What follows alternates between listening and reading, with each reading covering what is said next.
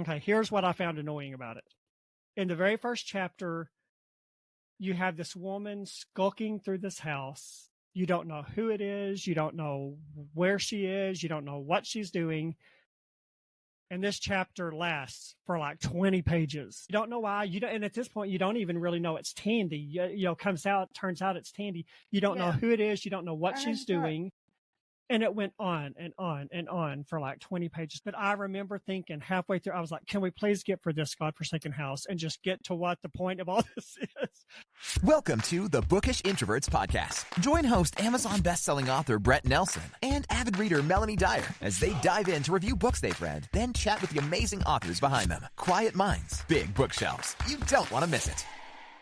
Hey everyone, it's Brett and Melanie. We're back for another book talk. And today we are discussing The Prayer Box by Lisa Wingate, which I thoroughly enjoyed. I just have to say. I did too. Before he takes it away with an author bio, a little bit about our writer. Our esteemed author. Of the podcast. Yes. So you liked it? I did. It was the format. It took me a little while to get into, but explain. It goes back and forth between our character Tandy and yes. Then she's reading letters, so it's not her point of view anymore. It's Iola's, our other, basically our other main character, really. Yeah. So but it was done very well. It just. Sometimes when there's more than one point of view, it takes you a little bit. Yes. Okay. And I am not a fan of split timeline books, which this one wasn't really that in the really traditional sense of split timeline. Because, I'm not a huge fan of split timeline because usually on the ones I've read anyway, it goes like sometimes hundreds of years in the past, and it's not even from the same character's point of view. A lot of times, and then the story weaves two different people somehow. And it's so hard for me to follow current day to, 200 years ago, and then this person, sometimes I have a hard time following which person whose head I'm supposed to be in right now. So I'm not always a huge fan of, I can understand that. Yeah. But it wasn't really a split timeline. It was always Tandy reading about Iola's life. It was just through Iola's point of view. Through her point of view. Was interesting. It was an interesting way to go about it. And it worked very well. Yeah. Yeah. I liked it. Well, let's do a quick bio on her, and then we'll jump in and talk about it. So, like she said, The Prayer Box by Lisa Wingate. She has written 33 novels. She's a New York Times best-selling author, and her novel Before We Were Yours has sold more than 3 million copies and has been translated into over 40 languages worldwide. And Before We Were Yours remained on the New York bestseller list for more than 2 years. That is a huge feat. Yeah. To stay, and I don't know that she stayed number one on the. But it was on the list. But it was on the list. I mean, to even be on the list for a weekend is a huge. But to stay on it for 2 years, that is an impressive feat. So that's amazing. She is a Goodreads Choice Award winner, an Oklahoma Book Award finalist, a Southern Book Prize winner, and she was named among the 2023 Distinguished Alumni of Oklahoma State University. Oh, so with us being Arkansas people, it sounds like she may have some sort of a little bit of something to do with Oklahoma. I don't know if she went to school there or. Well, it says alumni. So she must have gone to OSU. Yeah. Now, that's not the Sooners, is it? No, that's in Norman, I'm Oklahoma. such a sports fan. OSU is in Stillwater. Is it in Stillwater? Stillwell, something like that. OU is the Sooners. OU is the Sooners. Who is OSU? I have no idea. Do they have a team? Yeah. I think it's a pirate. Their mascot Things is a pirate I must now or Google. Something. Yeah. I'm not sure exactly. He's going to continue the bio. I have to look at who OSU's mascot is. she was inspired to become a writer by a first grade teacher who said that she expected to see Lisa's name in a magazine one day, which I thought was interesting because I'm always interested to hear why writers, how they become writers, especially notable ones like Lisa Wingate. She also had dreams of being an Olympic gymnast, but she had mental blocks against doing backflips on the balance beam. And I can totally understand that. I have mental blocks against doing that would be everything. That would be scary. But I thought that was a kind of interesting because we're in the middle of the Olympics right now. And she wanted to be an Olympian. She had her husband live in North Texas and in Central Colorado. Oh. So it might be nice to live in a dual location like that. Yeah. Get away from this southern heat. Ugh.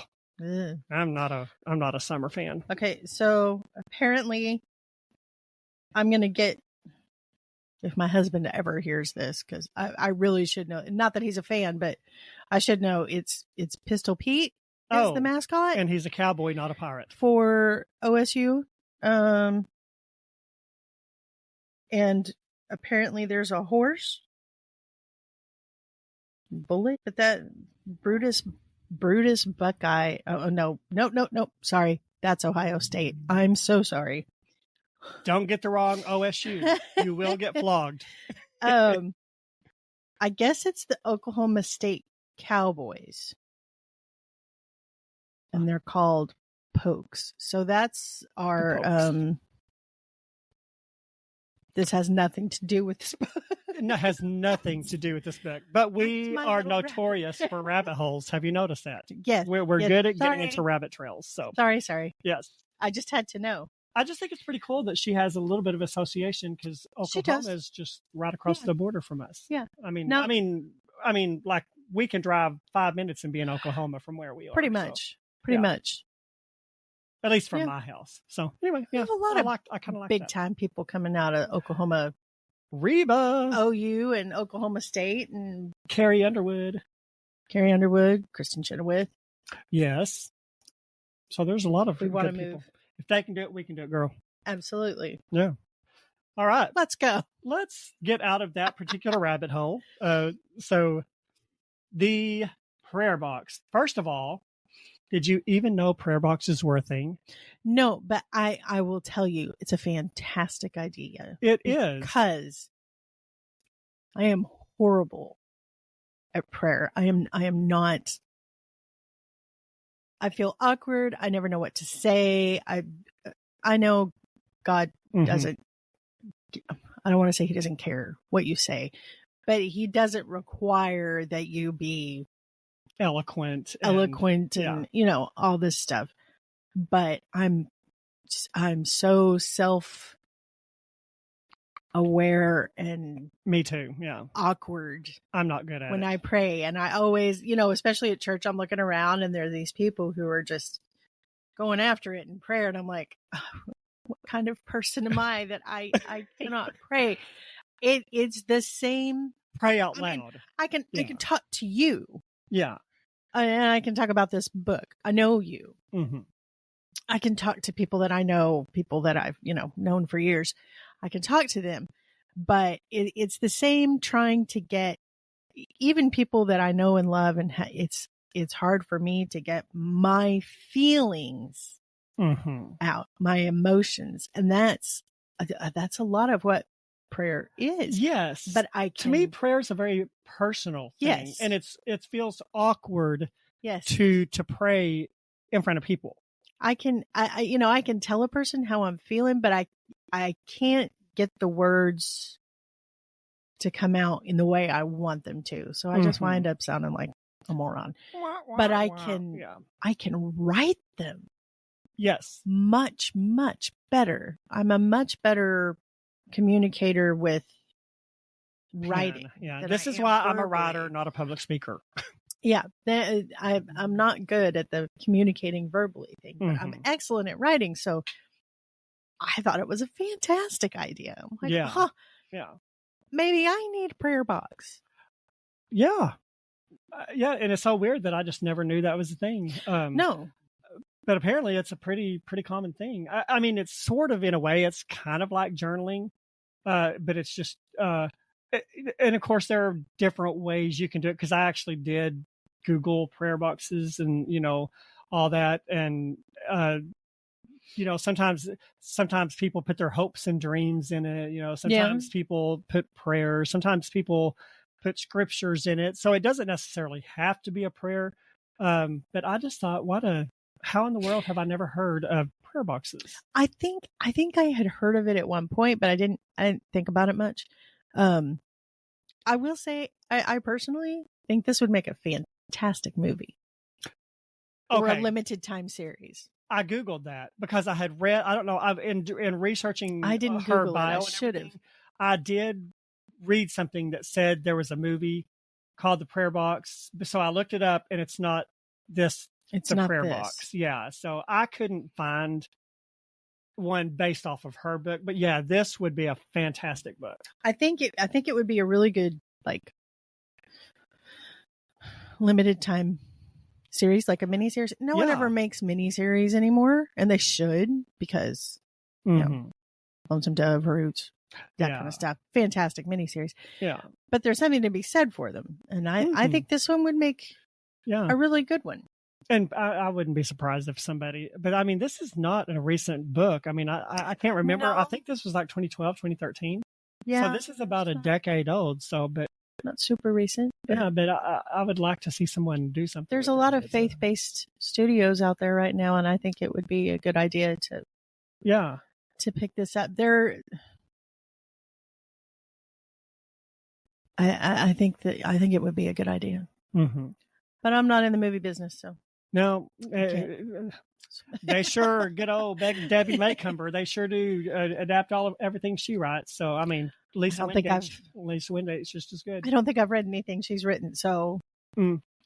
Okay, I have a little bit of beef against Debbie Maycomber. Uh-oh. Yeah, and it's totally petty, so prepare yourself. Okay. A couple years ago, I had a blog on my website. Blogs are kind of defunct these days. Nobody really reads blogs, but I had a blog where I interviewed authors. So it's basically, that was my first step into podcasting. I did it in a blog, and I got some pretty good authors on there. And so I had reached out to Debbie Maycomber. I wanted her I wanted to interview her for like a December read. And she got back to me, and she was like, well, she said, I only do interviews with notable bloggers and stuff like that. So she said, I'll have to decline, but I'm happy to give you a free autographed book if you want it. And I'm going to be honest, the little pettiness in me, I emailed her back. I said, well, thank you so much for the offer. I said, but I don't want an autographed book. I said, I would just like you to take 30 minutes out of your time and give my readers a short interview. I said, I can go to Barnes and Noble and pick up an autographed book by pretty much anybody. I didn't tell her that, but that's what I was thinking, And so I said, but thank you for the offer. But, I said, and thank you for responding. And so so after that, I was like, I'm not reading Debbie Maycomber anymore. Totally petty. Yeah. And I would, I probably will read something by her again. I'm not that petty about it, but cause I get it. Even then blogs weren't super popular. Yeah. I understand. Yeah. So anyway, yeah. Well, the prayer box. So do we start the book with, right off the bat in chapter 1, I had a frustration with it. So what happens is Tandy, the main character in the book, we have Tandy and Iola. They're kind of the two main characters in the book. Iola has this grand house. Yes. And it's set in Hatteras Island in North Carolina, which is a great setting for a book. And there's a famous lighthouse there that I've heard of. So I was familiar of Hatteras. Hatteras. Oh, I'm not. It may be Hatteras. I've always pronounced it Hatteras, but it may be Hatteras. I don't know. Hatteras sounds fancier, but I think. Yeah, I'm probably totally. I've heard someone say Cape Hatteras, but I don't know if it's the same place. Oh, okay. Well, if anyone is listening and is from there, feel free to let us know what the correct pronunciation is. So I don't really know. I have no idea. Yeah. So anyway, so she has this big, huge house on Hatteras Island. Hatteras. That's what we're going to call it from now on. We're just going to call it the H word from here on out. Fairhope. Yeah. Fairhope. I guess which is on. I don't know if Fairhope's an actual town or if it's I don't know fictional. if it's real or not. Yeah, but anyway, and the house is kind of not in the best repair because it's a really old Victorian house. And Tandy moves into town, and Iola's not really highly regarded in the community because she's kind of a recluse, or what's the female version of a recluse? She kind of stays. Is that kind of recluse? Yeah, so she kind of sticks to herself, and she doesn't. And we'll get into why. There is a reason why people don't like her, and we'll get into that as we get further into the book. So Tandy comes to town. She's had a really rough life. She's trying to start her life all over because she's going through a divorce. She had kind of a tumultuous marriage. Was she married, or was it just her boyfriend? You know, I thought I read in there that there were papers that she served him with. That's right. But then no one else really said divorce. Yeah. I almost feel like maybe they were engaged. I was never perfectly clear on it, but it was a serious relationship. It was a serious relationship, and it broke her. Yes. And I kind of got the feeling he was kind of a little bit abusive. I don't know if for sure. Yeah, he was verbally and probably definitely verbally, emotionally. I don't think physically, technically. Mm-hmm.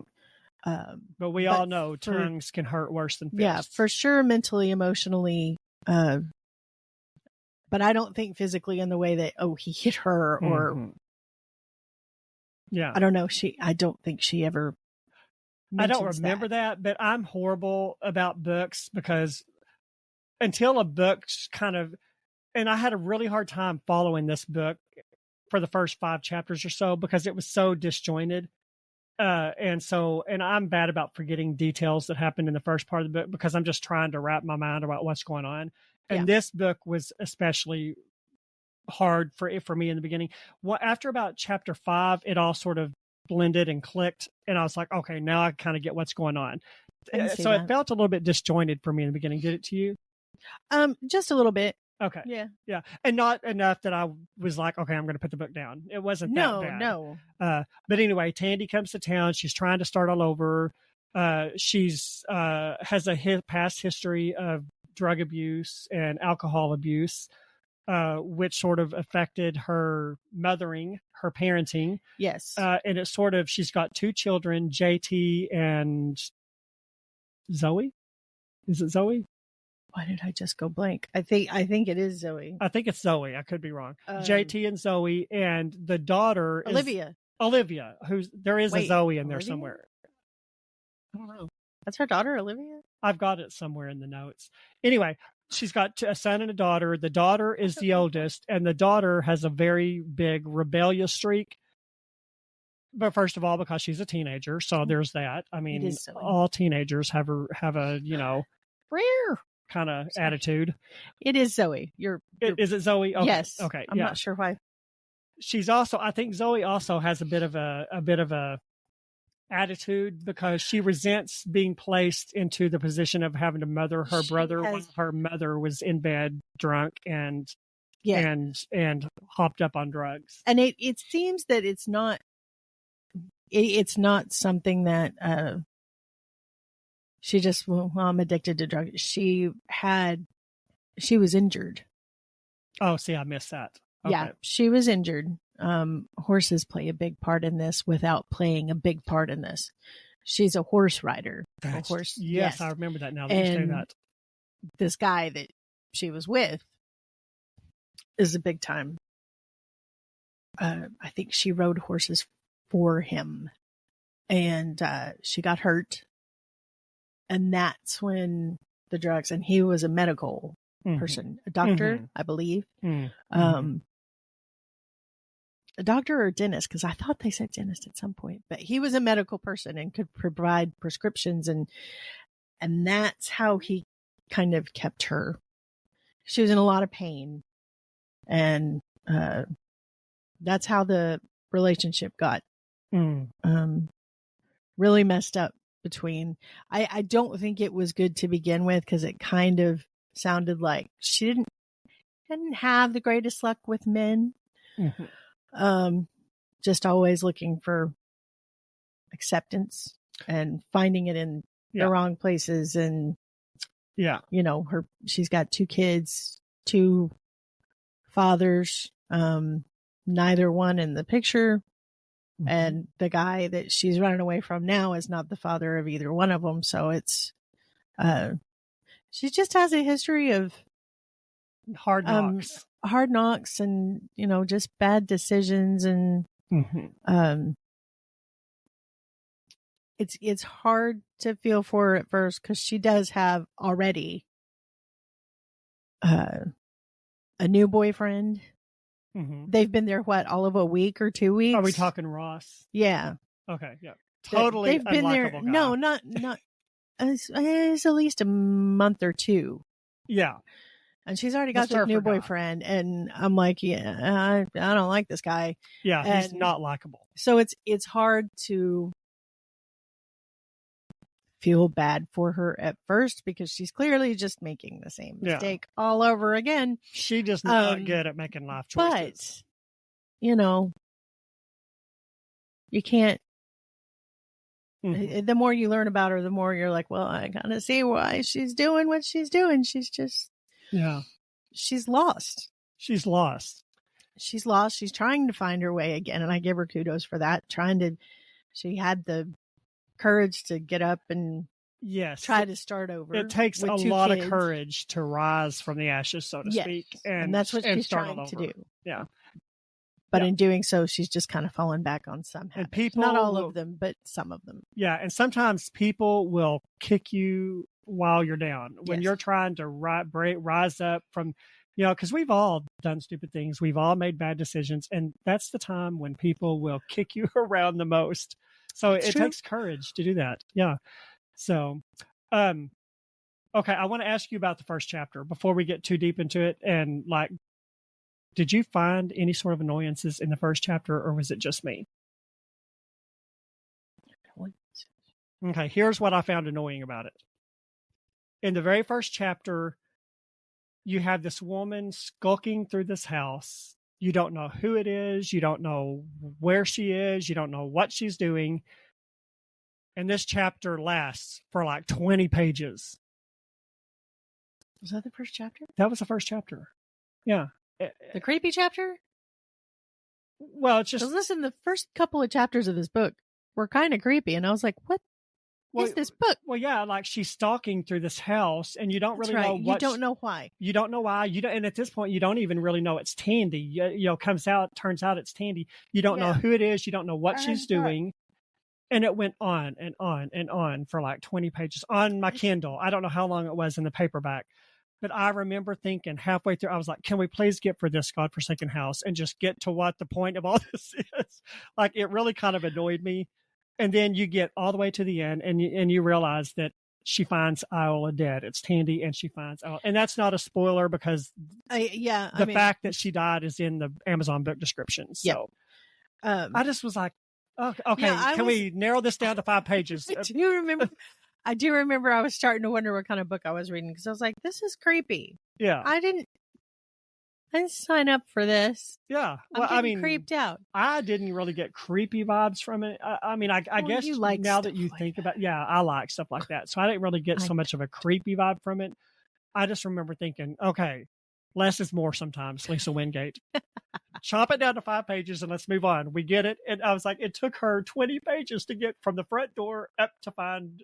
So anyway, I was just wondering. It did take a little bit of time. Yeah. And but it also, again, it wasn't enough to make me put it down. I got kind of impatient with it. It also did set the stage for what was to come. You understood it a little better, I think. It was a foundation. It was a foundation. Yeah. And but it was creepy. Yeah. Stop doing that. Yeah. See, I liked it. I didn't think it was creepy, but yeah, whatever. So, whatever. Yeah. So anyway, so that's she moves in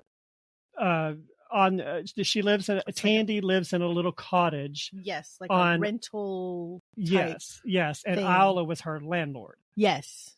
But I didn't get the impression that she and Iola really I don't think they ever really interacted. No, I don't. Yeah. It was through the letters. Agent. The agent. That she leased the Yeah, that's right. Yes, that she leased the property because she was worried about the agent. And I think the agent was out of town or something when Iola died. And so she was worried about the agent because she was already behind on the rent. Mm-hmm. And she didn't know what they were going to do. And I don't even remember, like, how did she wind up in the house going to look for Iola? Like, I don't know. Did it ever explain that? Or did I think she had gotten, she had finally noticed that there were like no lights on in the house. Her mail was piling. Yeah. And stuff like that. Yeah. So, okay. But it had taken a little bit. Once I got into the book, I was like, okay, I can't remember why she was in the house in the first place. But yeah, that makes total sense. Yeah. You would notice things like that. Yeah. Yeah. So anyway, so she finds her dead. And of course, she goes out, she calls the police, and then the whole next chapter is sort of the whole rigmarole of all that. And apparently there was in close proximity to Iola's house, there was a church. I don't know if it was right next door. I think it was in close proximity, but I don't know. Yeah. I don't think it was like right next door, but it's close by. Yeah. Nearer, I think, to the little cottage than the actual house. Okay. Yeah. I think. Yeah. Yeah.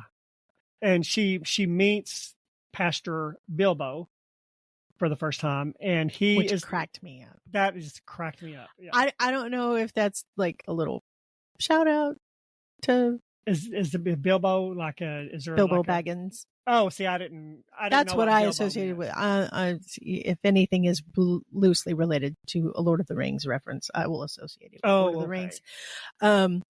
It's Bilbeau, Bilbo. Yes, it's Pastor more Bilbo. of a French Cajun type spelling. He even talks like he's not from there. He's from New Orleans. He had I think so. He had a very distinct way of talking. Yes. It wasn't like his dialogue was written in a way that you knew he wasn't from there. I don't think he was from North Carolina. He wasn't a native. He sounded, of course, I've never been to North Carolina and I don't know what the accents are like, but sounded Louisiana to me. Yeah. Or looked Louisiana. Yeah. Accent type. He was a nice little guy. He was a nice guy. He was a nice guy. He really played a small role in the book. But he was also kind of, I think, short and kind of roly-poly, and that's why I wondered if it was a little bit of a shout out to Bilbo. See, I've never watched Lord of the Rings or read it, so I didn't catch that. We won't discuss that. But that's where I went with it. But it was just a fun way to see if we can ever get her on. We can ask her. Because I've actually... I'm sure it wasn't, but... I came so close to emailing her. The kind of thing I would do. I came this close to emailing Lisa Wingate to see if we could get her on the podcast. Mm. But I'm kind of nervous about having her on. I'm afraid like I won't have anything to say to her. I mean, not in a bad way. I understand. I'm always nervous. I was nervous when we had Angela Hunt on, so I think I'm just nervous. Course. Yeah. Anyway, we were both nervous. I may reach out to her just to see, and then if she says yes, we may read one of her other books. And so anyway, So he dies. She dies. Tandy Iola dies. Yes. Yeah. Iola dies. We meet Pastor Bilbo, and apparently Iola has given her house over to the church to do whatever they're going to do with it. I don't know. Did they ever say what their intention? Well, it's an old house, needs a lot of repair. Yeah. Technically, it's kind of a tangled thing, the property rights, because it's a historic landmark. Yes. But it's not categorized as a historical landmark because she lives there. Mm-hmm. And it's not open to the public.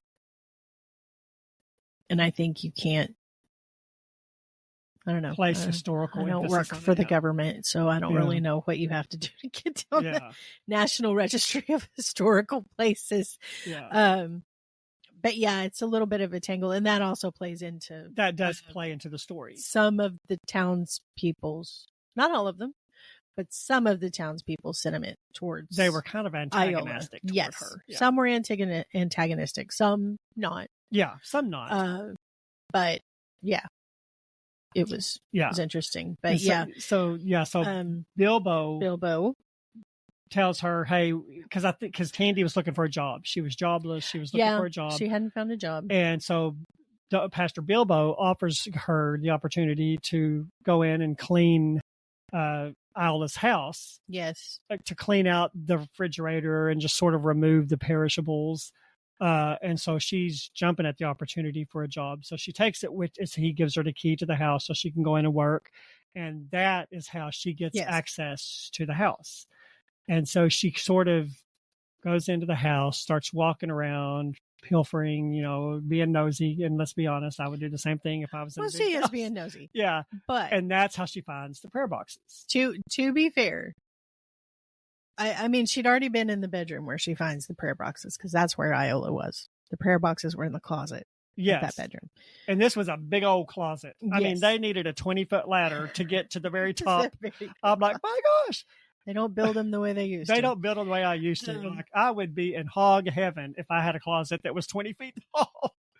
But she was working looking around down on the first floor, sure. But she was working in the kitchen. Yes. Until she heard the water come on upstairs. Yes. That's what got her upstairs for any considerable amount of time. And that's, of course, we've already been introduced to him, but at this point, the cat. Oh, I was going to say, yeah. Anybody who loves animals, you're going to love this cat. The cat seems to alternate between Iola's house and Tandy's house. Her son JT keeps trying to leave food out for him, and Tandy's like, we don't really have the money to spare to leave milk out. I'm having trouble feeding you kids. And she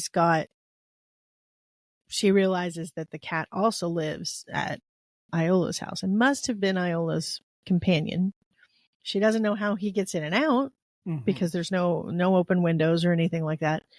But the cat is chilling, walking around, and apparently turns on one of the water faucets, because it's, of course, an old faucet that you can push. Yeah. It's not a turn. Yeah.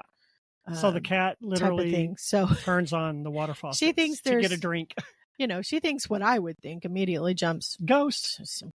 Somebody has died in here. There's a ghost here. Yeah.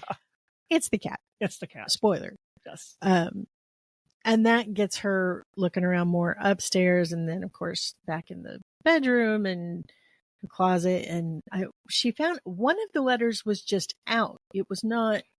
The first one she reads is just out in the bedroom. The last one, I think. The one maybe she was working on. Yeah. And then she finds more, and that, she just sort of forgets about the kitchen. And there were, honestly, I would too. There was a lot of them. I mean, there were was a lot. Like 80 or 100 prayer boxes? Yeah. Because apparently Iola put one prayer in each prayer box. Or something like that. No, there's a stack in each one. Oh, was there a stack in each one? Mm-hmm. Okay. Yeah, because she talks about taking a pile out and turning them. So she's reading them in order. Okay. Because obviously the oldest one would be in the bottom of the box. And then so she takes them out and turns them so that she's reading the oldest one first. Okay. And there's a story behind the prayer boxes, too, in the story. That kind of, we find out where they come from, or at least some of them come from. Yes, where some of them came from. Yeah. So that's what gets her into that. And she's trying to balance the kitchen. She's upstairs doing this thing she's not supposed to be doing. She doesn't want to shirk her paid duties. Right. She's really drawn to Iola. Yes, she just can't help herself. And then she's got, Ross over here.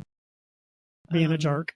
Who should honestly apologize to Ross Geller for being called Ross, because he's just the worst. Yeah.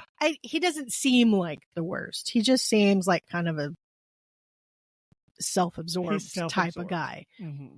Not necessarily the worst. Mm-hmm. But he's just, the kids don't like him. That's red flag number one. That's not, oh, well, they'll grow to like him. And that's her mindset. They'll grow to like him, or he'll he'll grow to like them because he doesn't really care for kids either. And I'm just like, girl, mm-hmm. What are you doing?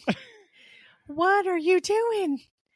This Another is poor life decision. But she can't believe that the guy that's good looking and this charming and with all this money would like someone like her. And that's it all plays into it's a theme throughout. Yeah. Who am I? That's I don't deserve this. Mm-hmm. How could I be good enough for this? Yeah. And it's something that she learns Iola struggled with as well, because Iola has her own issues, not quite as easy to and I'm not saying Tandy's are easy to overcome. They're not, but some of her issues stem from something that she cannot change. It is who she is. Mm-hmm. So she has to come into an acceptance of who she is without spoiling anything. And Tandy has to come into an acceptance of loving who she is, realizing she is enough. Yeah. Without having to change for someone. So there's things Iola can't change about herself, and she has to learn to love and accept those things. Mm-hmm. And Tandy has to learn that she doesn't have to change for someone. Yes. And I love, that was one very poignant thing about the story for me as I read it. I loved how, as she read these letters, as Tandy read these letters, she saw Iola's brokenness, mm-hmm. and it kind of helped Tandy work her way through her own brokenness. So, and one thing I thought about as I read, I was just like, how, especially as Christians, but really I think it's all humanity, we try so hard to put out this perfect facade to the world. We live in an Instagram world where everything looks perfect in front of the camera, but if they would just turn the camera around and show you what the real life was like, mm-hmm. nobody would envy them. No, but we work so hard to put that I'm great, everything's great, there's nothing wrong in my life facade out there, and that's really what it is. Everybody has issues, whether they want to admit it or not. And the thing that struck me is your perfection is not what impacts people's lives. No. It's how you react to the things that go wrong in your life and how you handle. That's what impacts people and makes them maybe encourages them to do better in their own. You know what I'm saying? Yeah. Our perfection is never what impacts and changes other people's lives. No, it's not. No. And that's another thing Christians or the church in general, you got to be careful. What you think about one person may not be the thing, and it may be the thing that, pushes that person away. Yeah. If you're going to act, don't be ugly. Stop it. Don't be ugly. Don't be hateful. Don't be judgmental. I mean, it's human to be all of those things. It is. It's easy to rush to judgment. Heaven knows I do it. I've done it. Yeah. Listen, as I was telling a coworker earlier this week, I got notebooks full from my childhood of scores from Miss America pageants. I can be judgmental. I was ruthless. Ruthless Miss America pageants. But she gets a 4. But yeah. Don't stop and think. Not don't stop and think, but stop and think before judging someone that walks into your church in flip-flops and torn jeans. And I know a more relaxed atmosphere is common these days, so people might not be as quick to rush to judgment. But even if someone comes in, angels unaware, right? You might be entertaining angels unaware. That's what you the don't Bible know. says. Yeah. Maybe this is this person. Maybe this person quit going to church years ago, or was raised in church, or has never been to church. I've come across so many people. I'm like, wait a minute. What do you mean you don't know the story of Moses? Mm-hmm. It's Moses. How do you not know that? Yeah. But I was raised in church, so it's hard for me to fathom that. Yeah. But if the first thing they're met with is judgment and scorn, you think they're going to be back? Yeah. Good job. Well, and if you talk to pretty much any non-believer and you ask them why they don't want to go to church, 9 times out of 10, do you know what they're going to say? Somebody in a church was mean to me. Somebody in a church, I didn't like the way they treated me. 9 times out of 10, that's why non-Christians don't want to be Christians. Yeah. And listen. And it's sad. Christians are not perfect. No. Do not walk into a church expecting perfection. Christians are not perfect. We are human. We are fallible. Need to stop acting like they are. Yeah. Yeah. Be self-righteous. But again, it goes back to that. I want to put out that facade that I'm perfect. And yeah. That's true. Yeah. So, yeah. But it comes back to, the way people treat you. Tandy has not been treated well by people she loved, by her parents, by any of her boyfriends, right now by at least her daughter. Her son is, but at least there's a reason there. Zoe is very resentful, and I understand why she's very didn't keep me from rolling my eyes, because it's just like, teenagers. But I understand why she has reached that point, because it seems like at some point they did have a good relationship. Yeah.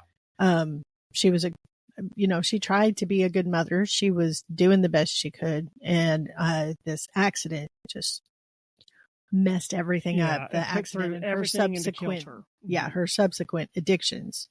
And I've never been addicted to anything, so that's hard for me to comprehend. Yeah, as well. I just don't identify with that because I've never been addicted to any sort of substances. It's except maybe sugar, but we won't go there. Yeah, it's a sickness, and her being able. It wasn't so much alcohol as it was the painkillers. I think she mentions wanting to drink every once in, I think twice, if she could have. But it's the pills. She mentions them a few times. That's her vice. Because she's getting a headache, or it's too much to deal with, and she needs to take the edge off. And so kudos to her for trying this. She just wants love, and I think she got it from her kids for a while, but now it's it's just not even her parents seem to. It's very sad to hear about the way her parents treated her, and she had love from her grandparents, but her parents kept them from her after a while. So just kind of a tragic backstory, and it's almost a generational thing that she's trying to break, really, that seemed to start with her parents. Her grandparents seem like wonderful people. This is a case of, how did you wind up with a child like this? Because their daughter doesn't seem like a really good person, but her daughter, Tandy, just seems like a good person who just wants the best for her kids and herself, and she just doesn't know how to go about it. Yeah, she's having a hard time attaining her fresh start, which fresh starts are not easy. Yeah. So and it takes time. The fresh start she's making is in an area where she knew happiness, where she was the happiest, because it was where she spent time with her grandparents. Her grandfather, who was he a carpenter, or was he general construction that specialized? He built I things. can't remember. I think he specialized in carpentry, but he could do lots of little things, and he would give her father construction work when her father would do construction work. But she used to, she would spend time with her grandpa, and she would spend time with her dad afterwards doing construction. And he taught Tandy how to do that carpentry stuff. Yes. As well. Yes. They both taught her how to make repairs and some of the carpentry and things like that. So she has not all of her memories of her parents, I think, are bad, but it's just the moving from place to place and never staying in town, and her parents taking advantage of people, and just not a good environment to grow up in. And she wanted to be with her grandparents, and just out of pettiness, they would not let her. So wound up in the foster system at 15, I think, and then got a foster family. Which was another connection to Iola, because Iola also was in a form of a foster system. Yeah. Yes. Yeah. She wasn't an orphan. No. But she was sent away to school. So a Catholic school. And then was eventually allowed to come home. But yeah, she was sent away to school, and it was, and part of what happened at that school, it kind of mirrors Tandy's, because, in school, Iola, the kids called her an anathema. Yeah, there was a lady. There was a lady who called her that. Or it was a nun, actually. It wasn't one of the kids. No, it was a lady in the church. Was it a lady in the church? Again, a Karen in the church damaged Iola, and it carried her through her entire life. Yes. And once she learned what it meant, bless her heart. Yeah, yeah. She asked a nun what it meant, and the nun did not want to go there, answer her. The nun was very upset that someone had called her that. So, yeah. And it just goes to show things, the bad things in life, the things that people say about you, the things that people label you as, those can be hard for people. That can follow people for the rest of their life. Somebody can tell you how great you are over and over and over, but that one bad thing's the one that's going to latch on into your brain and never go away.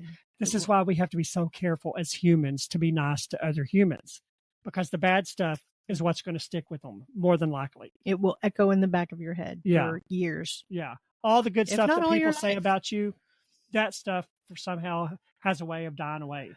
Yeah. But the bad stuff just rings in your head forever. Absolutely. It does. Let's talk about the prayer boxes. Was there a thought you wanted to finish? No. It's like all the thoughts have flown out of my head. Okay. Well, if you think of something, we can go back to it. Let's talk about the prayer boxes that she found in Iola's house. All different types. There were all different types. And of course, in addition to working at the house, Tandy really needs to get a more permanent job. And so this box, this UPS guy or FedEx guy shows up at the door. UPS, yeah. And he's got a box for Iola. He doesn't know that she has died.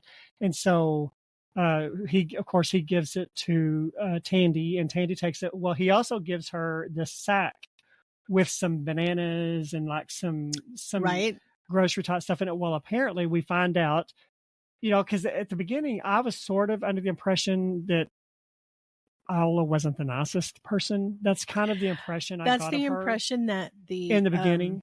The market, Binks Marketplace. Yes. The guy who owns it gave that impression. Now his wife, I don't think she knew Iola, but she knew what the townspeople were saying. Yes, but she was also she kind of scolded him for saying things about Iola, because she said, we didn't really know her, and but he knows what he's heard. But she's kind of like, And we all know what you've heard may be a fraction of the truth. And she's reluctant to let him pass that on to someone else. Yeah.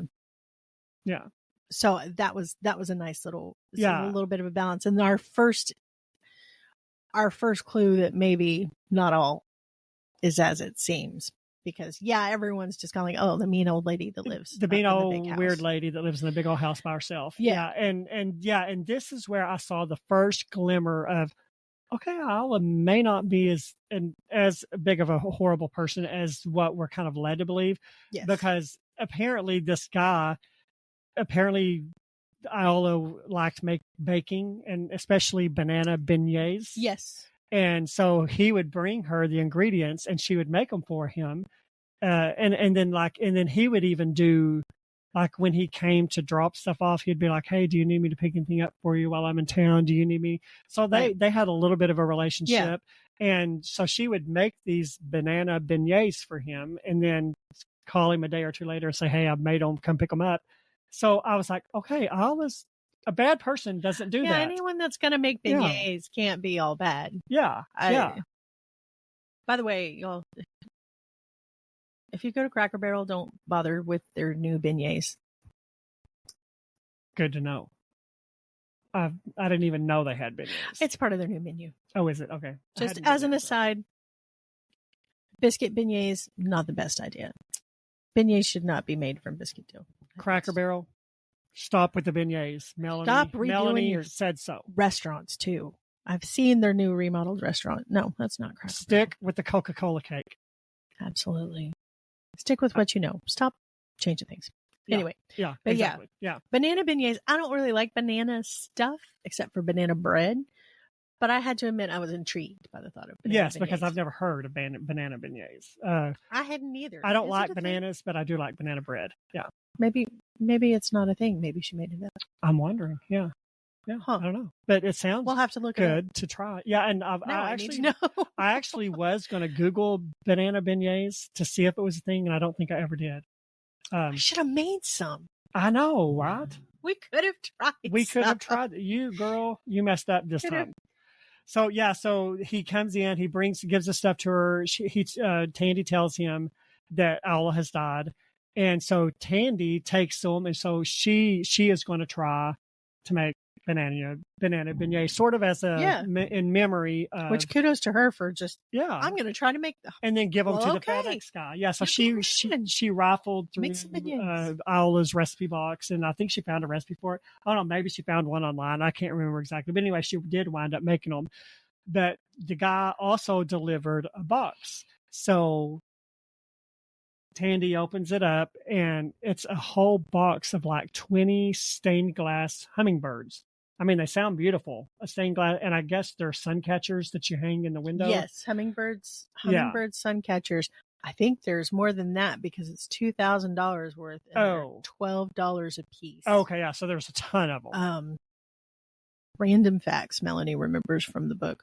That must be the invoice person. You're good. You're good at the random facts. Stuff that you remember. I'm like, was that in the book? $12 a piece, $2,000 worth of sun catchers. I knew it was a lot, but I didn't remember all that. Yeah. I'm pretty sure. Oops. But and she had found something before that said Sandy's seashell side shop or something. Yeah. Yeah. Yeah. It was Sandy's. Yeah. Sandy's see something. She had seen. Oh, I think it was on one of didn't she have a stained glass prayer box or something? Well, she didn't get that one down until the end. Oh, it was so high up. Oh, okay. That's the one that but she had, I think she found one of those sun catchers in the room and it had a sticker on it. Okay. Wind chimes or something. Yeah. And it had a sticker on it that said Sandy's seashell, seaside shack, something shop. Mm-hmm. It was Sandy's place. Yeah. And then the box came from there as well. She was like, okay, well, clearly I have to. What am I going to do with find these people $2,000 worth of hummingbirds? Yeah. And they're not going to make their money if I don't return them. Tandy didn't have $2,000 to pay for it. No, for sure. So she winds up returning the box to these people. And there's been, we skipped over that part, but there has been a storm. A hurricane that has recently come through. Yeah, so there's a lot of devastation in the town. And Sandy's shop was a casualty of that, like major damage. And there's and this, like most coastal towns, they depend on tourism, especially small towns. So, we're in tourism season. There's a music festival coming up, and all these little businesses and all these little homes are, torn up from this hurricane. I mean, they're not flattened, but there's wind damage and water damage, flood damage. So she returns those to Sandy's place and strikes up a conversation, to her dismay, because she has kept herself very closed off from everyone. Gets irritated anytime she hears about how her son's been talking to the people at Banks and hanging around there, and irritated with Zoe talking to anyone. Again, the marks of a wounded person. Yes. Because she's also trying to make sure that her ex doesn't find her. Yes.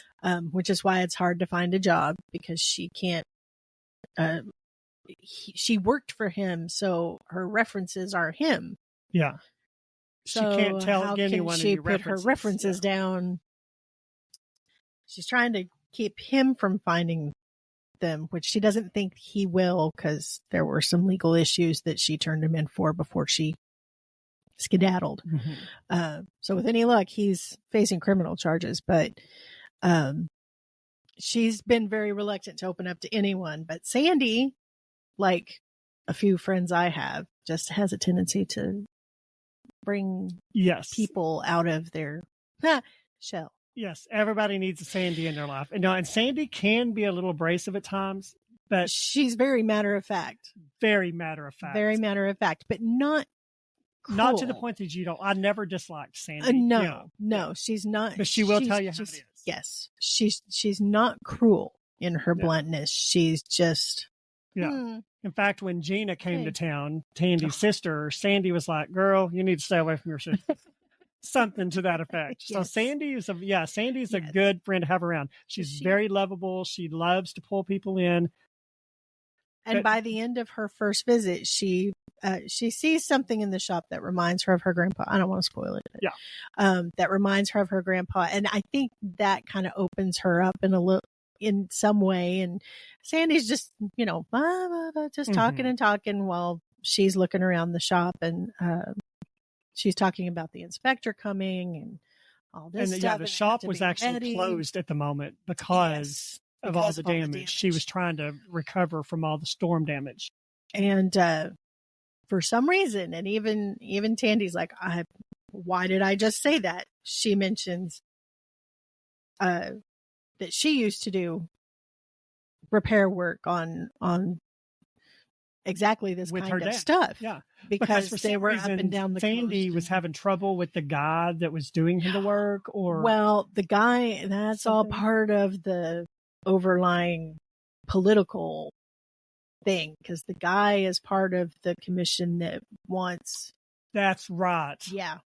That's right. So they they don't want any of these places to be. They want to commercialize the island. Or it's just, take away the small town feel of it. Or it's just insurance people don't want to pay out. Trust me. Yes.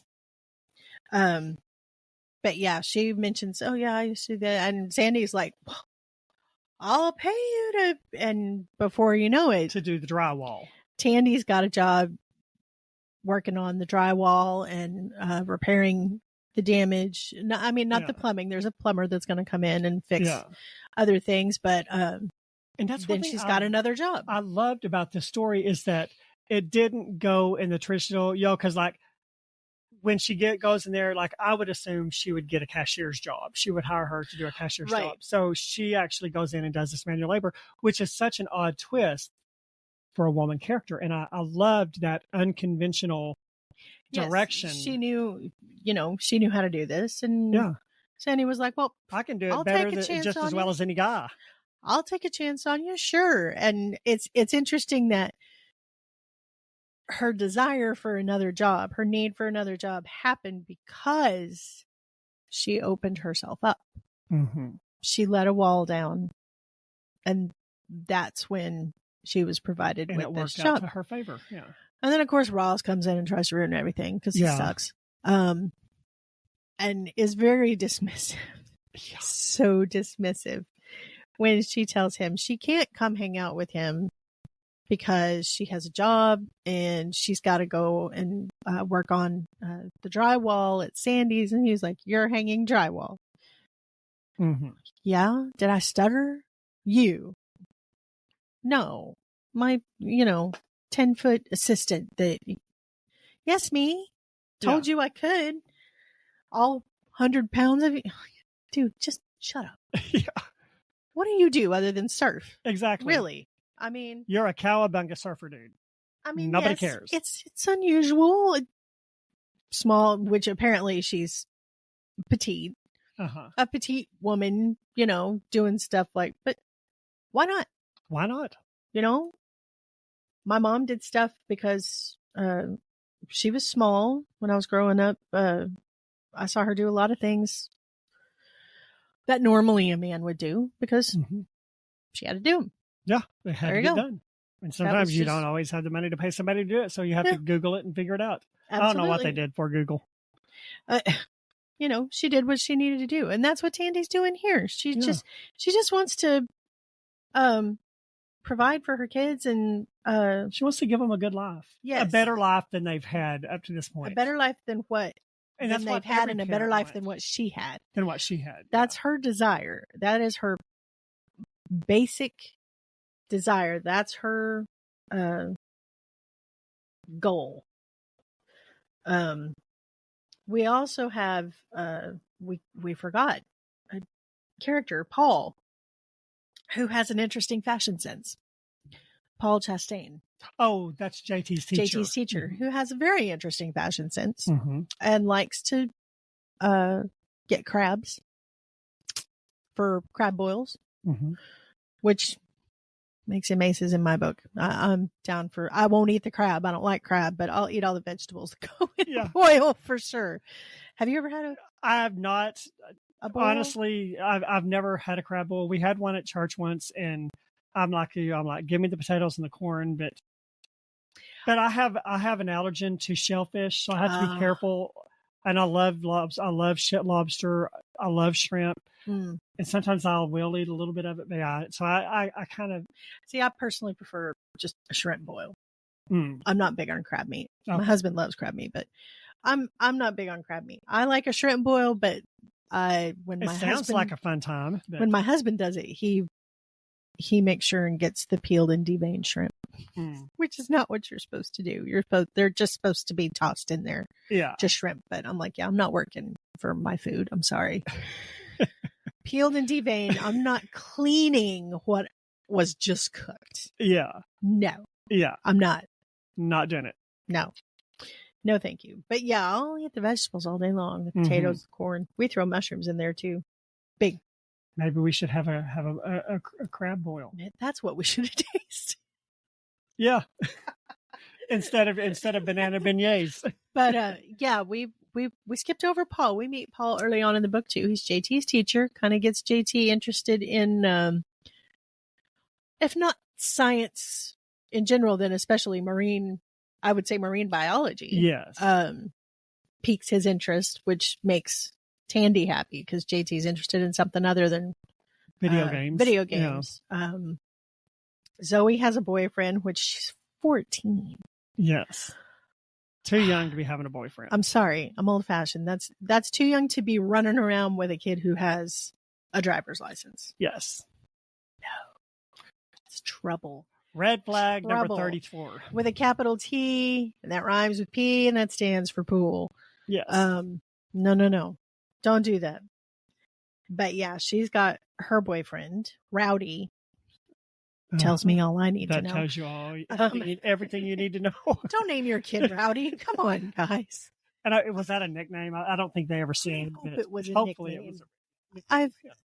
I don't know though. I've heard too many names that maybe. But even if it's a nickname, that tells you everything you need to know about him. Yeah. But the town has a problem with Iola. I think it's okay because the general consensus is that she swooped in and stole the house. Yes. Basically. And that is something I wanted to talk about because that is so interesting. And you didn't realize it until was it one of Iola's letters? The Iola's house is called the Benoit house. Yes. Is that how you spell it? Or is that how you say it? Yes. Benoit. Benoit. That's how I was saying, because Iola actually, when she was younger, her family were servants. Yes. In this house. Yes. The Benoit house. Benoit family was very predominant in the community. And yes. And she was the same age as the master's daughter, Mr. Benoit's Isabel, little girl, yeah. Isabel, and they were like best friends. So they're they're friends. Being raised together. Isabel had 2 much older brothers from her father's first marriage, but they both passed away. Yes, when she was still a little girl. So there's talk of a curse that voodoo, yes, well, that kind of thing, because Jamaica or someone from Haiti, I couldn't remember. They mentioned someone specifically. I want to say it was Jamaica. I don't remember that. I wish I could remember, but it was for a perceived slight, or I think he fired someone or something. Someone placed a curse. Okay, here's what happened on the Benoit family. Here's what happened, or from what I can remember. Someone in Benoit's family was pregnant, and there was a midwife. At the same time as the woman was in his family was pregnant, there was also a servant who was pregnant, and they had their babies at the same time.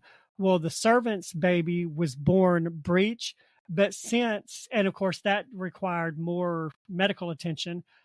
But of course the servants back in the 30s, whenever this happened, they were lesser in society. So the midwife devoted more of her time to the Benoit family member. Right. And the servant's baby wound up dying. And just after that happened, Mr. Benoit's 2 sons died in a maritime events. They in a boat or whatever. Or was it when one of his sons was born? Because it had to have been before the 30s. Iola was already writing in the 30s. Okay. Oh, well, then it must have been before that. Yeah. So I think it was okay. Yeah. Now that you're talking about that, that's where the curse came from. Okay, that's where the legend of the curse comes from. He let that because the midwife attended to his family instead of the servant's kid, which it died. He because all this bad stuff started happening. His sons died. His first wife died. Just horrible things started happening, and so he thought there was a curse on the house. So he left his house to the servants. He left wherever he went, and that's how Iola's family. He wasn't home often. No, he wasn't home often because his second wife was Isabel's mother, and I guess she died too. Because then all of a sudden, the whole reason Iola leaves is because of his third wife. He brings home a third wife. And I'm pretty sure she'd have gotten rid of Isabel if she could, but she wasn't having this other little girl in the house. And she was like, oh, send her off to school. Yeah, send her off to school. So she gets sent away from everything she's ever known. And that's how she gets sent off to school.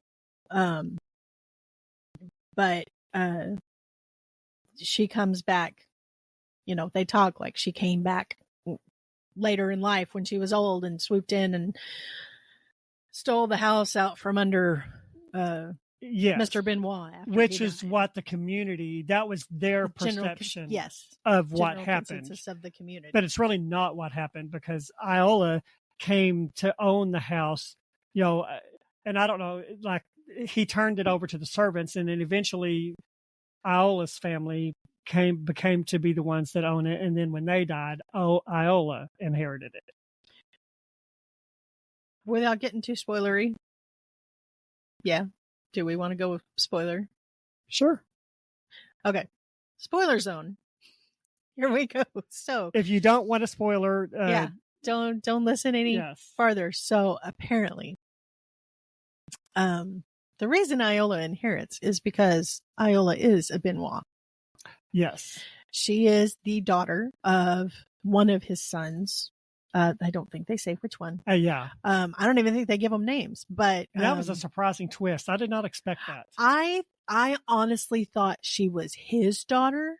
Oh, did you? Because they kept saying stuff like a child like her, and oh, such a pity, such, fair.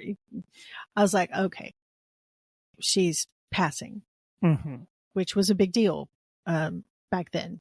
Yeah. And even before that, there were several women that were, and men, I'm sure, but several women that were passing that married into white families of distinction,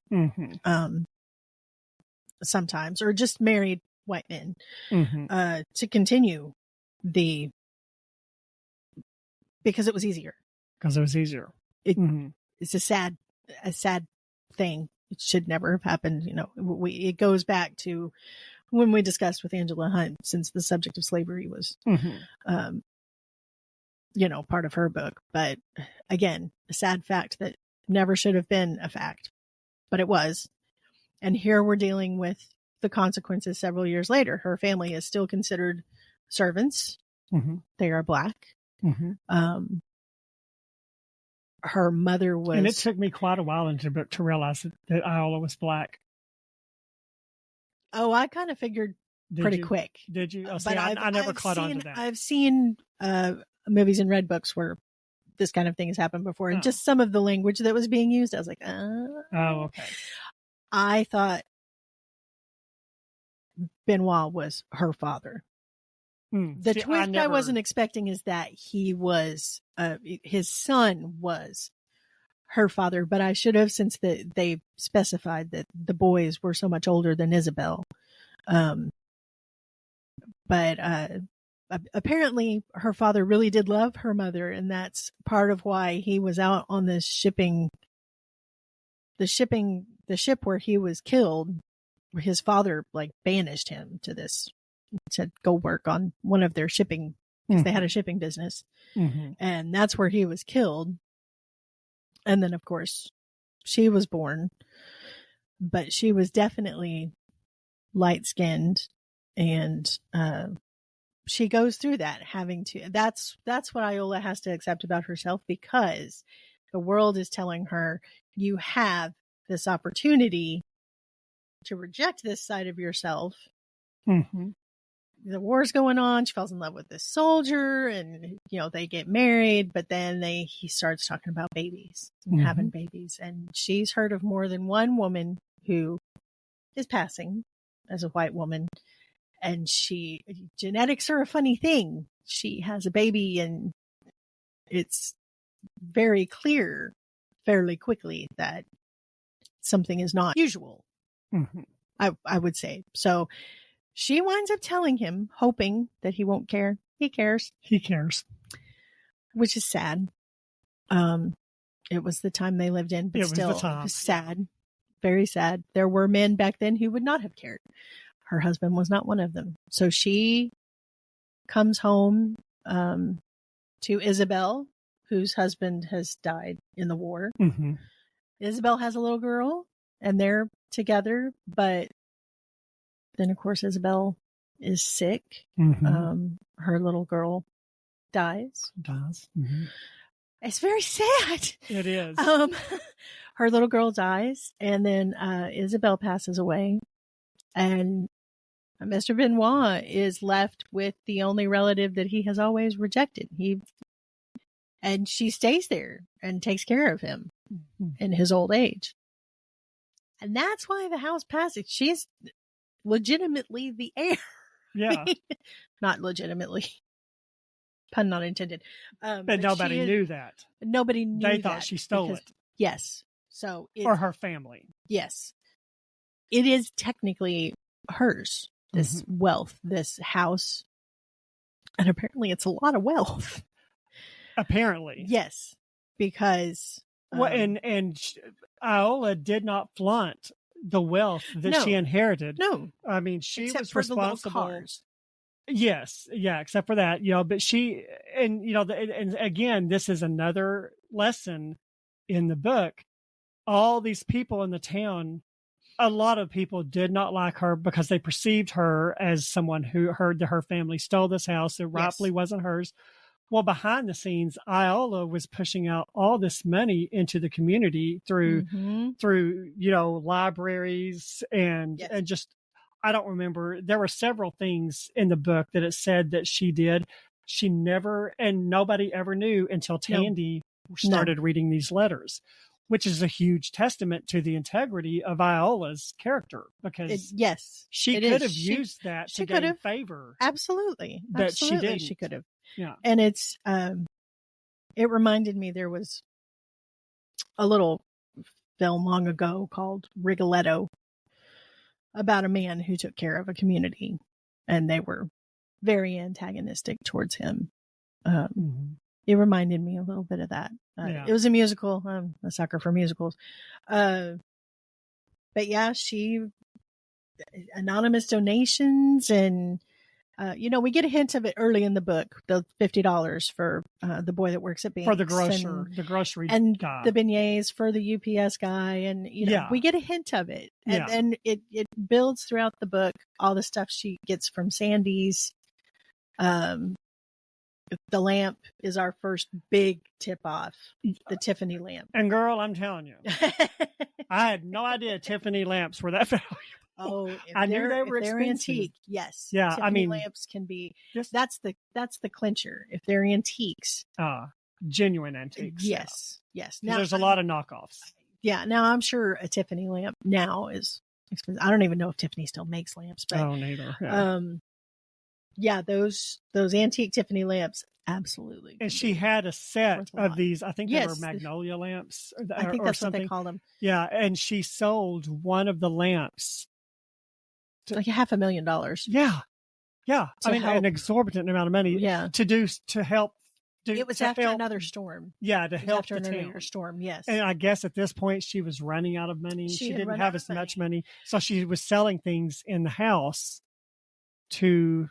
Help the town. She didn't own technically the shipping company anymore. She had turned that over to the employees. Yes. And that enabled them to run it more in their, as an employee ran business. Yes. Retirement funds and things like that. But I'm sure she still had some income from it. But yeah, eventually she started running out of money to where she couldn't fund the things she wanted to fund. So that's when she started selling things off, the lamp. Things there were all these newspaper clippings, things that she had auctioned off here and there. No one ever knew where they came from, but they came into benefits and stuff like that. So Tandy learns that. And she's like, oh, well, okay then. Yeah. But she doesn't want to tell anyone because Iola didn't want to tell anybody. Yeah, she wants wanted to respect her wishes. She wanted to preserve Iola's secrets. Yes. And it gets harder for her because every once in a while she'll hear someone say, yeah.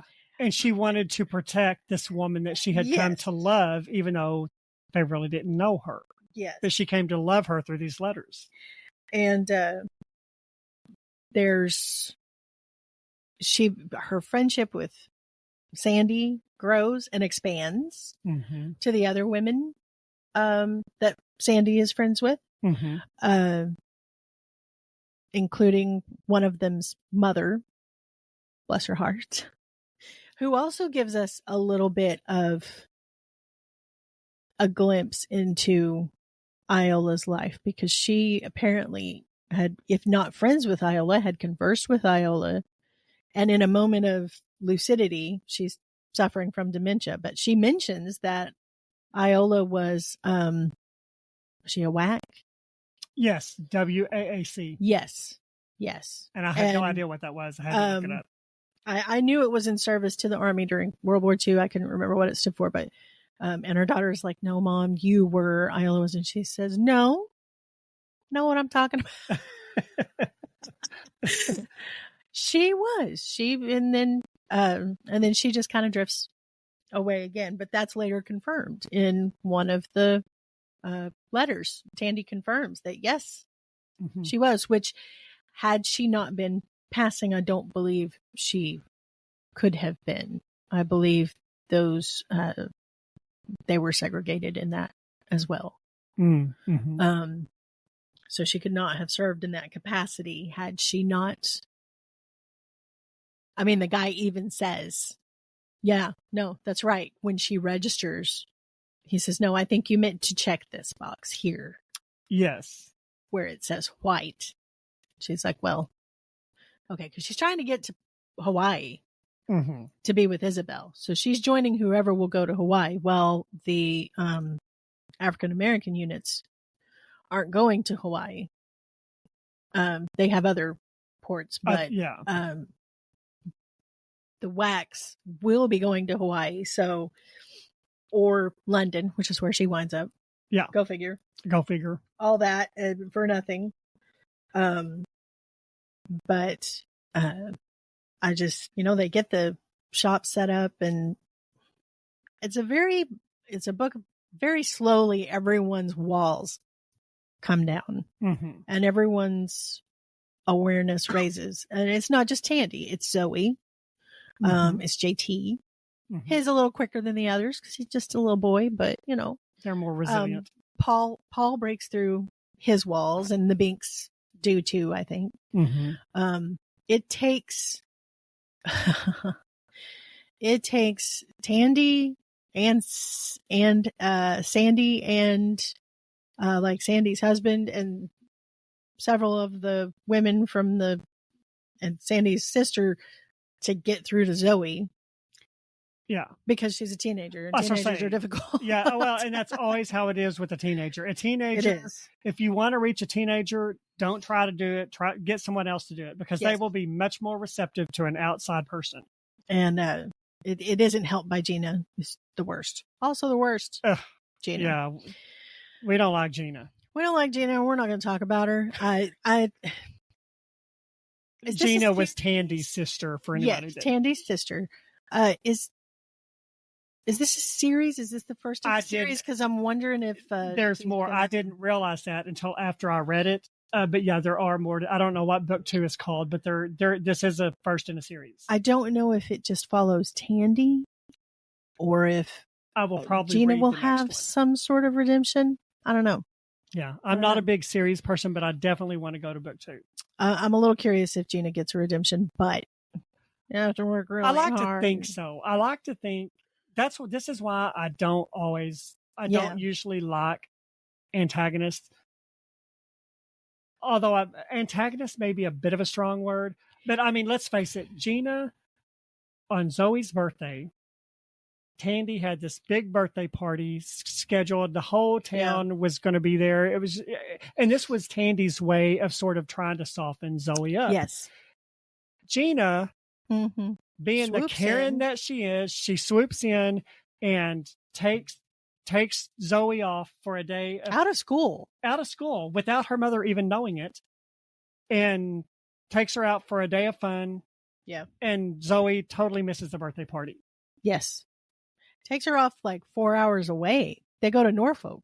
Yeah. Which is 2 to 4 hours away. I can't remember the exact time. And even when Tandy told Gina, why did you do that? She sent, when they got back, and like she was trying to call Gina and she's Zoe just not answering. And neither one of them would answer the phone. Yeah. So when they get back, of course, Zoe's real excited. Oh, look at what Aunt Gina bought me. And she's like, oh, that's so sweet. Made up to look like she's, 19 or 20. Yes. Glitter in her hair, face full of makeup. Yes. Yeah. Well, Mom goes, hey, well, that's just great. Glad you had fun. Why don't you go outside for a while? Well, she's like, why did you do that? I had, this was my daughter's birthday. I had a big thing planned. Yeah. And Gina was like, oh, sorry. Ugh. Yeah. Gag me. I would like to think Gina gets a redemption. I would hope but so. I'm not sure. I like to think even antagonists are redeemable. We don't care about Ross. Yeah, we don't care about Ross. We don't care if Ross ever shows up again. Ross can, catch a wave. Yes. flitter out to sea. Wave bye-bye to Ross. Yeah. We don't care about Ross. He's fictional, so I don't have to care about his soul. Yeah. I don't have to hope that he gets saved. He flits off into the sunset with Gina. Well, we don't need him because we've got Paul now. And we're left with Paul of the questionable fashion choices. And I always liked. I did like that this story did not get all smoochy between Tandy it wasn't and Paul. Smoochy. No, I liked that it was just, I mean, there really was no romance in this. I mean, you can see that there's a potential relationship there. Yes. But I like, and I don't know, maybe it gets smoochy in book 2, but I'm just not a fan of romances. So I'm glad it did not go there. It was a little romantic, but not enough that I rolled my eyes any. So it was good. Yes. There's one part in the book that kind of pulled at my heartstrings a little. So I thought I wanted to kind of bring that up a little bit. In the book, Tandy, and I can't remember exactly why she does it. She kind of puts together a treasure box, a prayer box, and puts a note in it for Zoe. I don't know if it's because she didn't have the money to get her something for her birthday, or do you remember that? Well, she made her a necklace. Oh yeah. And she made a prayer box out of some driftwood that was at Sandy's. Yes. That's what it was. And she put a little letter in there, which in itself was sweet. But the reason it kind of touched my heartstring is because years ago when I was a teenager, like probably younger teenager, my mom had surgery. Mm. And it was kind of a major surgery. And so she was down for several months. And my birthday rolled around during that time. And Mom wrote me like a 3-page letter for my birthday.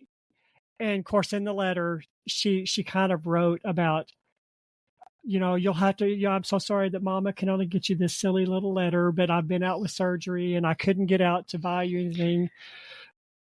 And even today I cry when I read it, and it's like that kind of, for some reason that triggered that memory in me. And to this day, I still have the letter.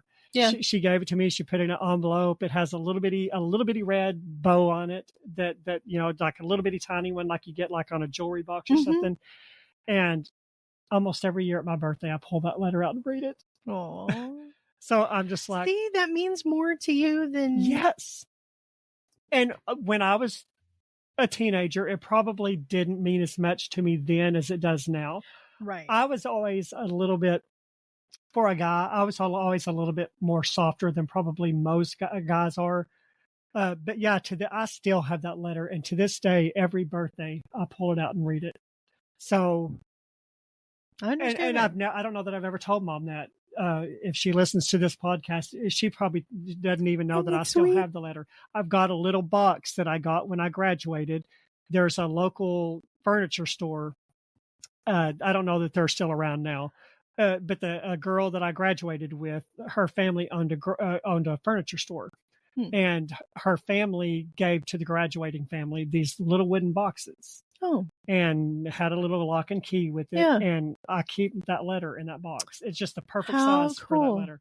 Yeah. So when I read that, I was like, okay, that just triggered that emotion. Sometimes the most important things to you are not things that can be bought. Right. Yeah. And one of these days, and I hope the Lord doesn't let it happen anytime soon, but one of these days, if Mom's not ever here, all the birthday gifts that I ever got, half of them I don't even have anymore. I can't even remember all the things I got for my birthday, but that letter I will always cherish for the rest of my life. I'll always remember. For the rest of my life. Yeah. So I understand that. Never underestimate the value in a handmade gift. Yes. Even if it's just a letter, because I guarantee you that's going to mean more to the recipient than anything you could buy them. Especially if you're in a situation where you don't have the money to buy something or, they'll remember. Yeah. They'll remember. So it's very, I just, it's funny that scene that triggered that memory. It makes sense that would stand out to you. Yeah. I understand why it would. Yeah. For sure. Yeah. I do. So, yeah. So thank goodness Mom had that surgery. So I want to, y'all have to forgive me. You're fine. There was some great wisdom in this there was. book, and I jotted a few down. I didn't know if any kind of stuck with you, but I kind of wanted to read a couple of them just to kind of let the readers know. There's one where she says, and I think this is Iola speaking, she says, all labor is joy. It's not washing dirty floors, but washing the feet of Jesus. All that we do for others, we do for the one most high. I remember that. Yeah. That's, and of course that's a biblical principle, you know, and I think that came from, I think that is in Iola's letter. It's the nun speaking. Oh, is it the nun speaking? As she is, because she comes up to the nun and the nun is washing the floors. Okay. This is the one woman, she told someone, what does, she was asking, what does this mean? Apparently a very kind and gentle nun, very compassionate. Yeah. And obviously very wise. Yeah. Very wise. Yeah. I mean, that's not like a huge earth shatter, but it's still such a beautiful piece of wisdom. It is a beautiful piece of wisdom. And we just all need to keep that in mind. I mean, that's just something that we would all do well to remember, you know, like when I'm going through the daily grind, sometimes when I'm at work, I'm not thinking, okay, this is the equivalent of washing the feet of Jesus. Sometimes I'm thinking, yeah. You want to read the next one? We are God's children and must go by the name he has given us, beloved, not by the names that others might place on us. And that goes back to what we were talking about earlier. Sometimes it's so easy to latch on to the things that people label you as and the things that people say about you. And so I just, that one really stuck with me. There's another one that said, there comes a point in life where you have to quit categorizing whole groups of people by a few bad experiences.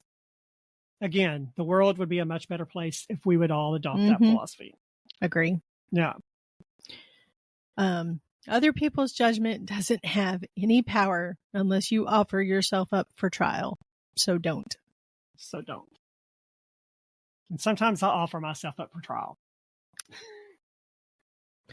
I don't feel called out. You don't feel called out at all. Yes, I remember that bit. Yeah, and then there's one more, and I really like this last one. The greatness in the world is not found in the things we do for ourselves, but in the things we do for others. Yes, I liked that one. Yeah, I don't know. There was a few little pieces of wisdom like that. You don't always get good wisdom in books. And sometimes I just love a good no thought read.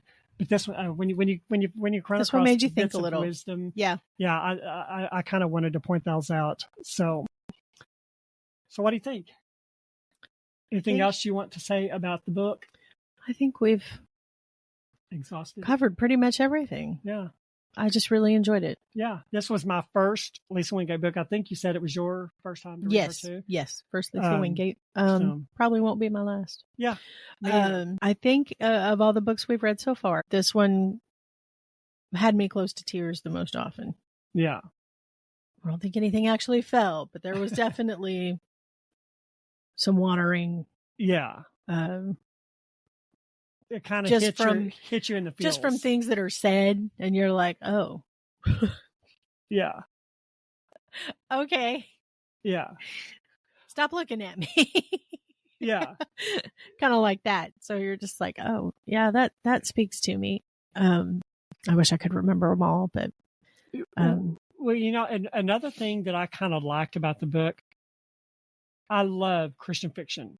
I primarily read Christian fiction. I do still read secular fiction, but I love Christian fiction. But one thing I really liked about this book, Lisa Wingate is very gifted at infusing faith into a book without it being preachy. I can't stand preachiness, and that's coming from me as a Christian. You know, I'm not offended by scriptures and by that.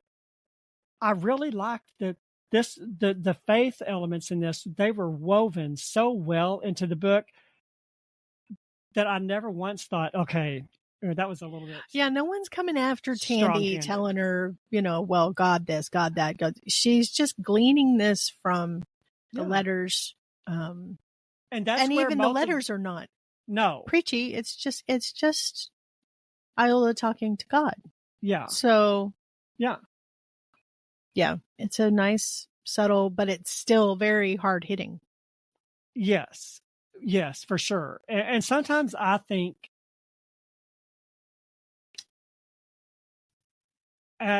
again, as a Christian and as an avid Christian fiction reader,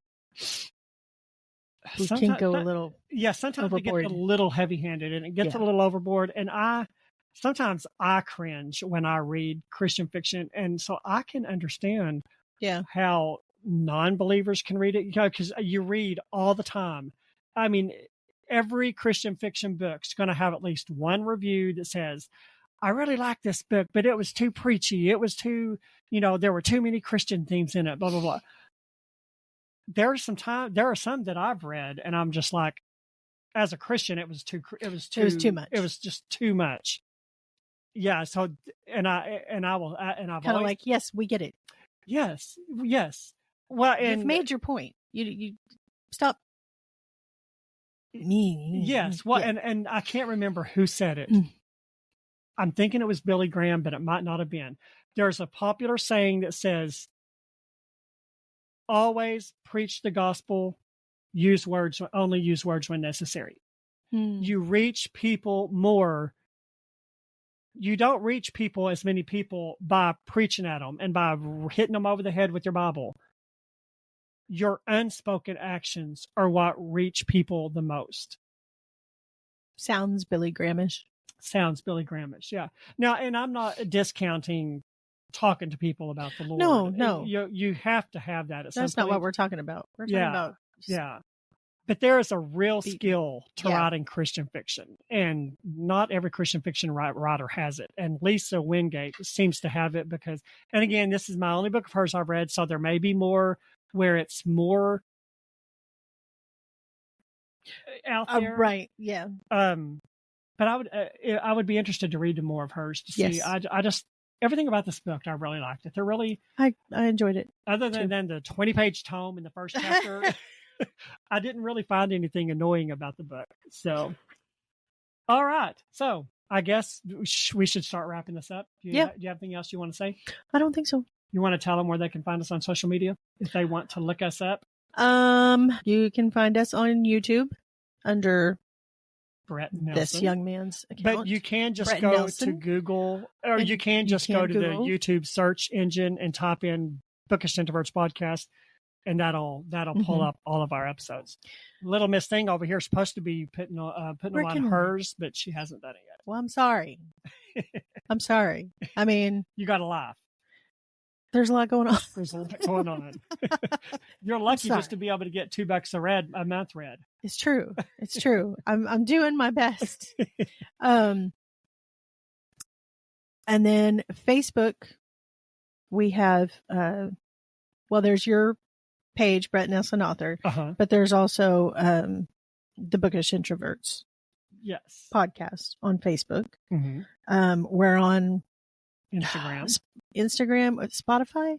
We're on Instagram as Bookish Introverts podcast. Bookish Introverts, and then this podcast is on all major podcast platforms. We're on Spotify, iHeartRadio, Podbean. So we're on all the major platforms, plus on YouTube. Yes. Now, I do have to tell you this. This is something I haven't told you yet. I got a couple of emails. I got our first couple of emails about the podcast, and there weren't people I knew. With a complaint about the podcast. Oh, what did we do? Well, they don't like that our author interviews, both of our author interviews that we've done, have not had. They've not shown the author.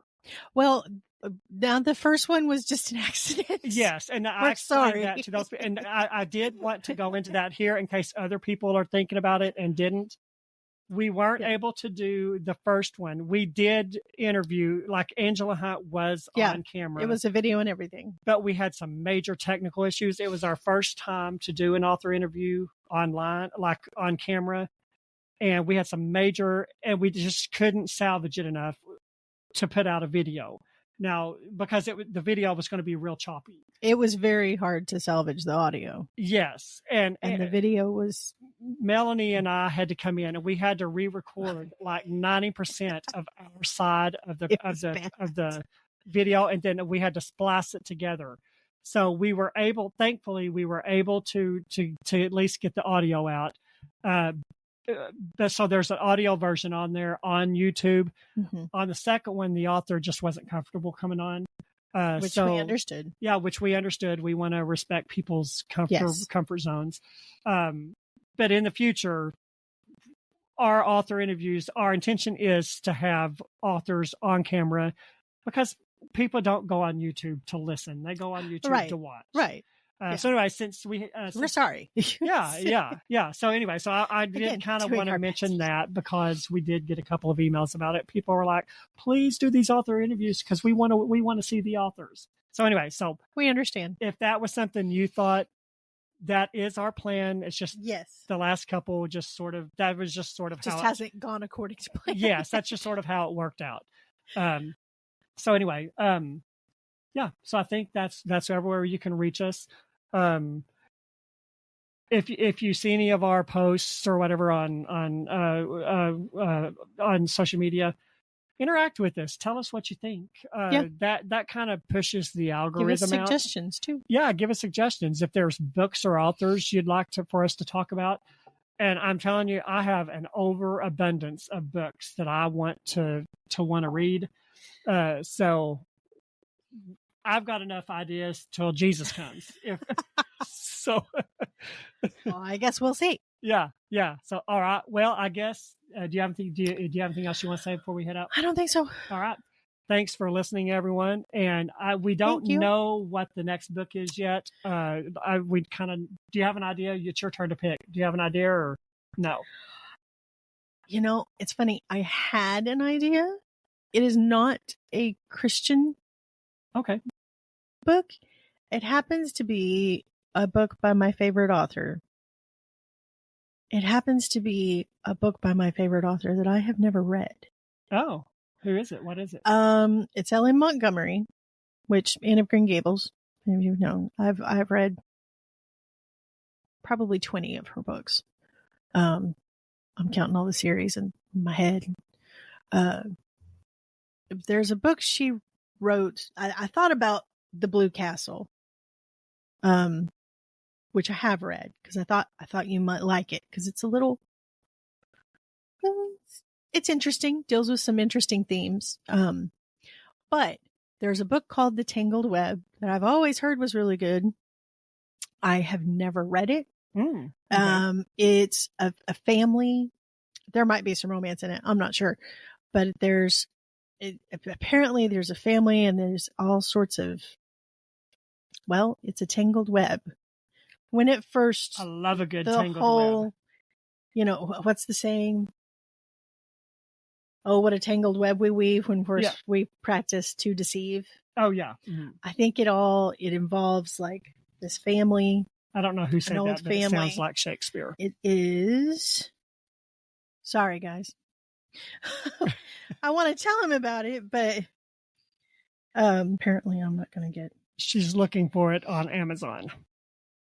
Maybe I should sing a song while you Google. The Penhallows and the Darks. It centers on two families. 3 generations. 60 members of the Penhallow family have married 60 members of the Dark family, creating a tangled web of relationships and emotions. So it's like... Is this historical fiction? I mean, it was written in the probably early 1900s. So it takes place there, but it's not like someone researching. This was just this was their present day. This was a contemporary book in the day that it was written. Yeah, okay. So we have a matriarch of a family and she's dying, and she holds a gathering of the clan, and she's having fun with them. Yeah. Having fun with them in a mischievous way, not like playing, croquet on the lawn. Yeah.